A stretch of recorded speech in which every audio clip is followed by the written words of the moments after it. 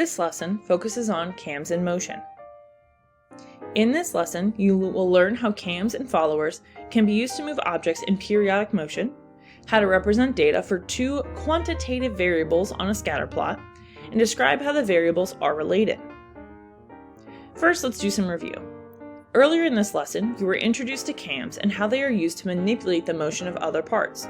Think back to that video on automatas that we watched.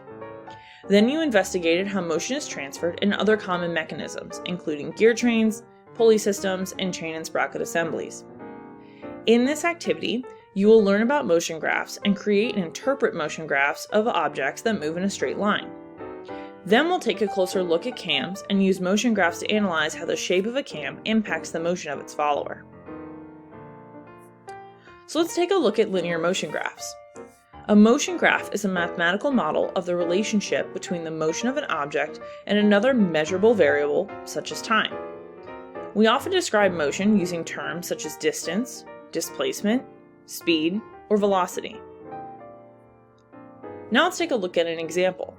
On the next few slides, you will see a volleyball player throwing a ball in the air. The ball travels the same path as it leaves the player's hands and as it returns.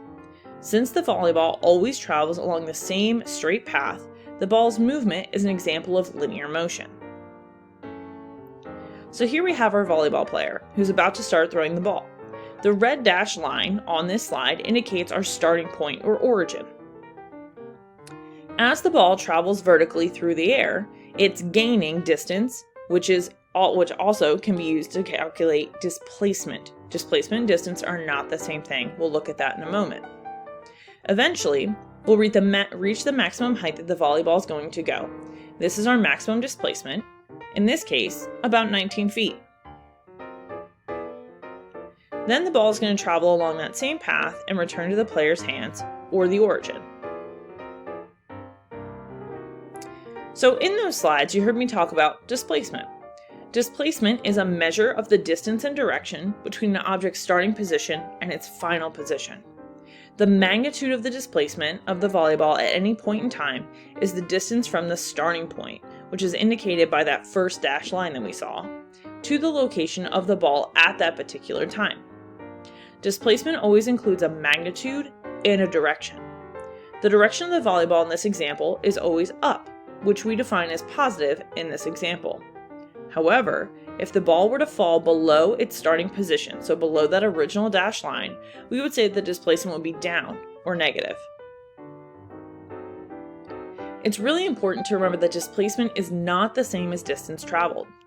Distance traveled only has a magnitude equal to the total length along the path of the motion. Displacement has both a magnitude and a direction. The magnitude is equal to the distance between the starting point and the ending point. The direction can be represented by an arrowhead or another method of indicating direction, such as up-down, left-right, or a compass or even unit vectors. In this graphic, what you're seeing is really the difference between distance and displacement. Displacement is represented almost in a linear fashion between the starting point and the ending point. Distance is the total path that it travels. So let's say that volleyball was spinning a little bit left or right as it was going through the air. That is distance. Displacement is simply referring to the space between the starting point and wherever the ball is at a particular moment in time. It doesn't include the left or right motion that it may have had.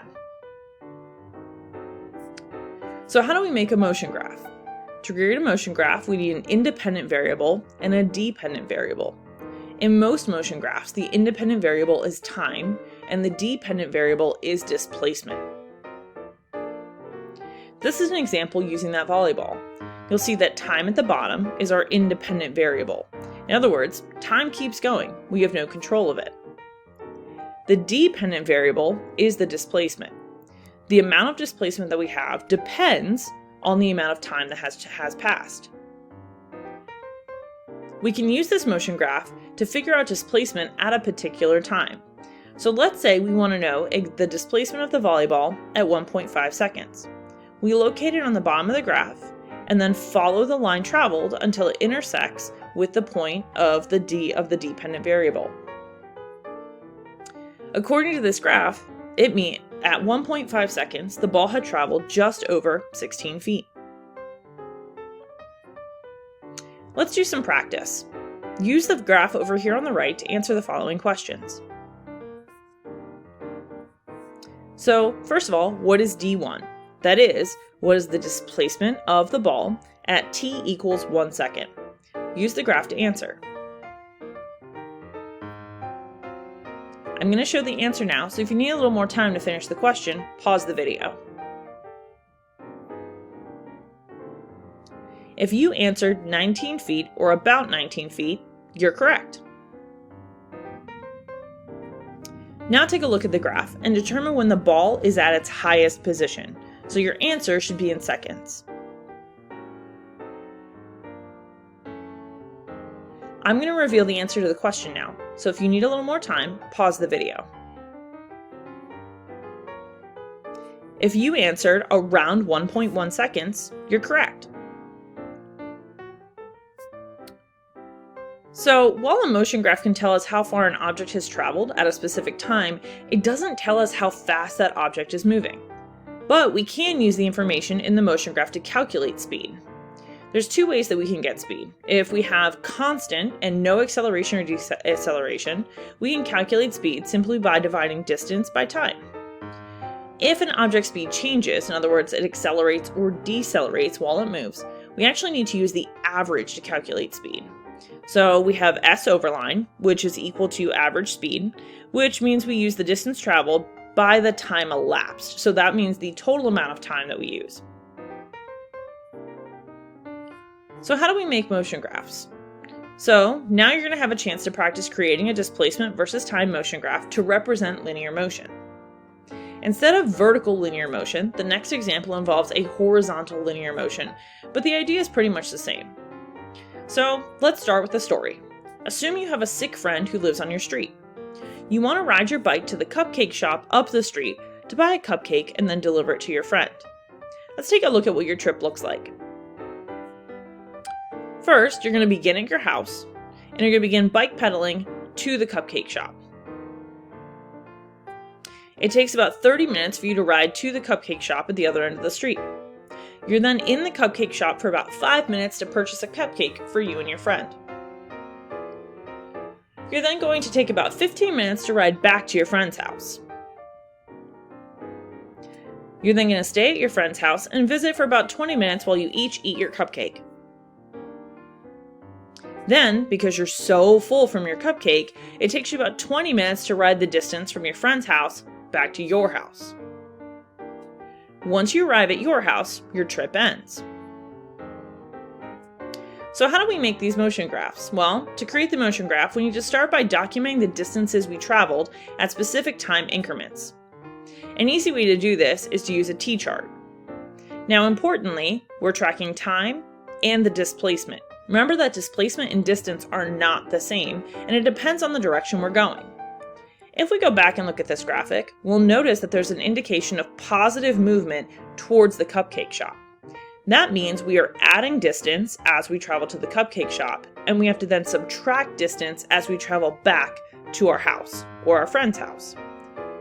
So, now that we know that at 30 minutes, we arrive at the cupcake shop, and the cupcake shop is 5 miles from our house.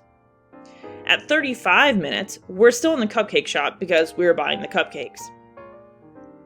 At 50 minutes, we have traveled 1.4 miles to our friend's house. We had to subtract the distance from the cupcake shop back to our friend's house because it was in the opposite direction that we originally began traveling. At 70 minutes, we're still at our friend's house because we're staying there for 20 minutes, so we have 1.4 miles.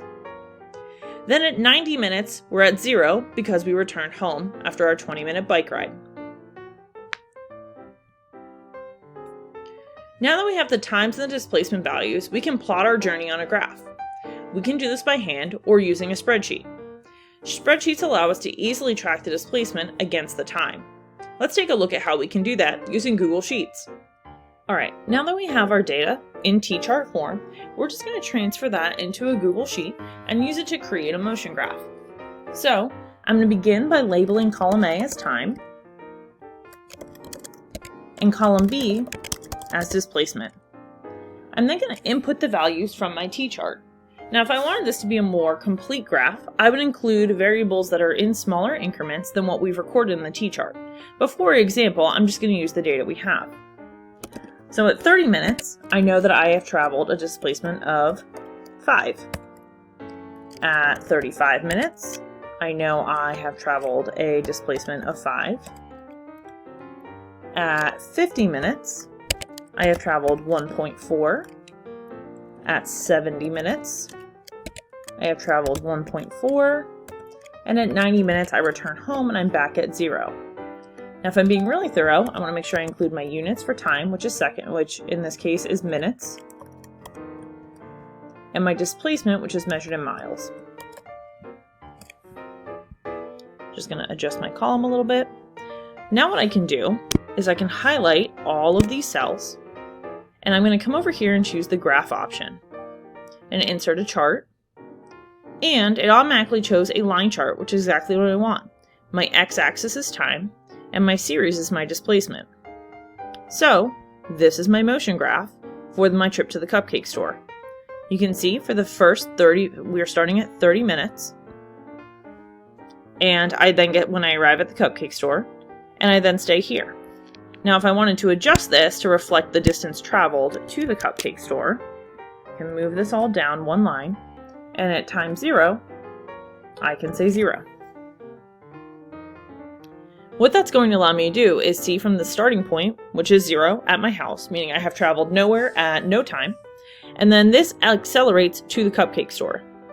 I then stay at the cupcake store, I travel back to my friend's house, I stay at my friend's house, and I travel home. So that is the motion graph for our trip to the cupcake store. Now that we've taken a look at how to create those motion graphs, how are they related to cams? In the previous lesson, we examined 6 types of cams: circle, eccentric, hexagon, pear, snail, and heart. We can see how these cams would create motion in an automata using a motion graph. We can create a graphical model to represent the linear motion of the follower caused by the rotation of a cam with a motion graph, similar to the motion graphs we created earlier in this unit. In this motion graph, the height of the follower is graphed with respect to the angle of rotation of the cam. Remember that the motion graphs we created earlier included time as the independent variable. In this case, the angle of rotation is the independent variable. We can easily convert the independent variable to time if we know how fast the axle is rotating,